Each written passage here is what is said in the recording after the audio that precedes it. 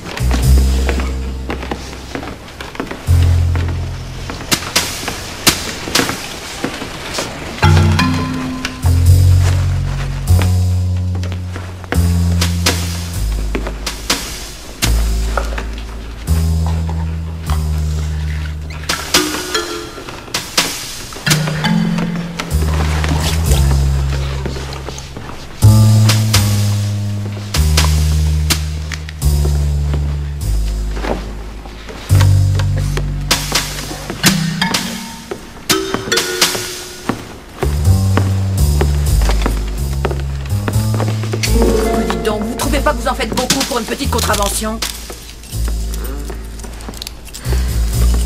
Vous pourriez pas vous dépêcher un peu? J'ai rendez-vous ce soir, mon petit vieux.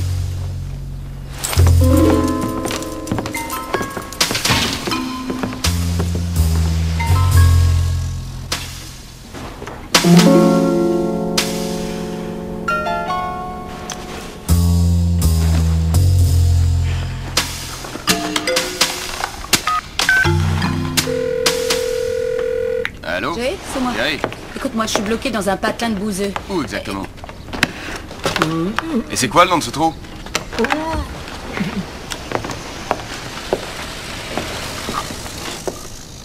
Stooksville. Sticksville. Je connais pas. Rectification Sticksville. Ah, Ouais. ça change tout. On me reproche un défaut de plaque d'immatriculation. Exécution. Non, tu publique en rigoles. absence. Compte que j'aurai une heure et demie de retard. On se retrouve au Garden, d'accord? Et notre dîner alors? Bah, on verra ça après. Et je suis mort de faim, moi. T'en mourras pas, va. Faut que je te laisse. Oh, une minute. Attendez. Jerry Ferrette, avocate spécialisée dans les dommages corporels. Entre nous, cher monsieur, rien ne me révolte plus que de voir un honnête homme se retrouver complètement handicapé par la faute d'un automobiliste dangereux. Ou par la faute d'une compagnie négligente. Par la faute du gouvernement. Et une affaire qui, j'en suis sûre, demande réparation. Monsieur, vous pensez être correctement représenté, mais il vous faut un spécialiste. Le mois dernier, j'ai eu pour client moitié moins abîmé que vous, 1,6 million cash. Essayez d'y penser. Fauser, Donald James, affaire A5107. Présentez-vous, salle d'audience B. B? Ah, B? Oh non! Non, non, pas la salle d'audience B, non! Non, je vous en prie, non! Non! Non, pas la salle d'audience B! Non! Non! Mais qu'est-ce qui lui prend? La salle d'audience B. Le juge qui y officie est le pire de tous. Et vous êtes ici pour? Vente frauduleuse d'automobiles. Vous avez osé revendre une voiture volée? Non, j'ai trafiqué le compteur kilométrique d'une voiture avant de la vendre à quelqu'un. Ah bah dites donc, vous devriez en prendre pour 10 ans. Oui, j'espère. Dans cette ville, ils sont très stricts sur les lois. Dreyfus Pordilly, affaire A4057, salle d'audience A. Oh.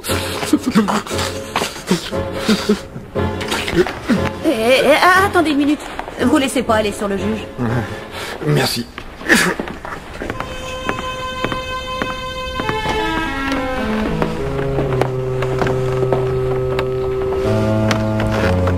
Exécution publique 1900.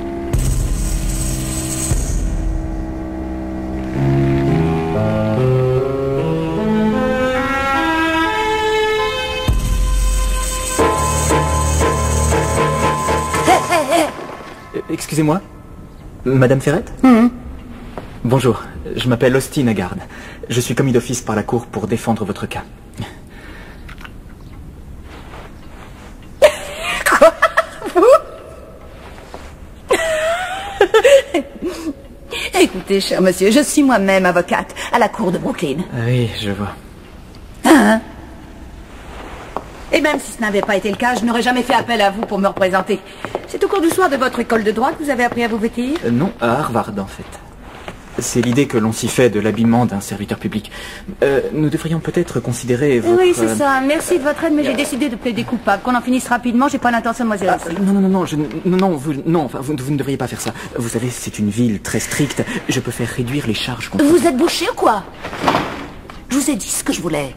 Monsieur l'avocat de la défense est demandé en salle d'audience B. Excusez-moi, madame, je suis débordé.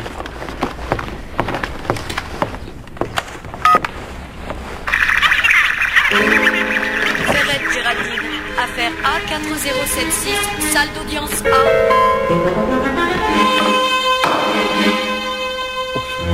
Non, non.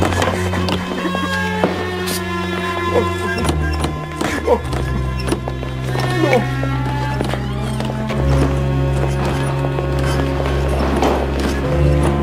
Ferrette Géraldine, vous êtes accusée de non-respect de l'article 86 du Code de la route de cet État, à savoir plaque d'immatriculation non conforme. La défense est-elle préparée? Je suis désolée, votre honneur, mais mon avocat n'est pas là.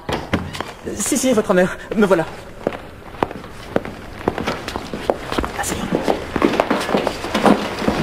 Bonjour, j'ai discuté avec le juge, il a l'air bien disposé aujourd'hui. Il a accepté de changer l'accusation en nuisance publique de faible importance. Changer... D'accord, bien. Ça va me coûter combien? 10. Tout ce cirque pour seulement $10? Tenez, gardez la monnaie. Pas $10, madame Ferrette, 10 coups de fouet. On va vous fouetter tout de suite et après vous pourrez vous en aller. Dès que vous aurez repris conscience, évidemment. Vous voulez rire? Vous êtes dingue.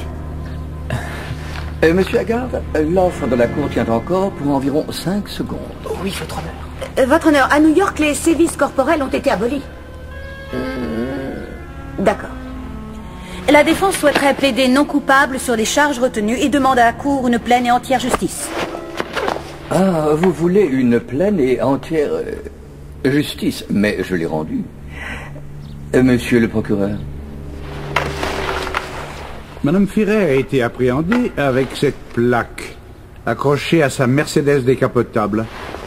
Selon la loi de l'État de New York, les plaques d'immatriculation à 5 lettres sont réservées aux élus locaux uniquement.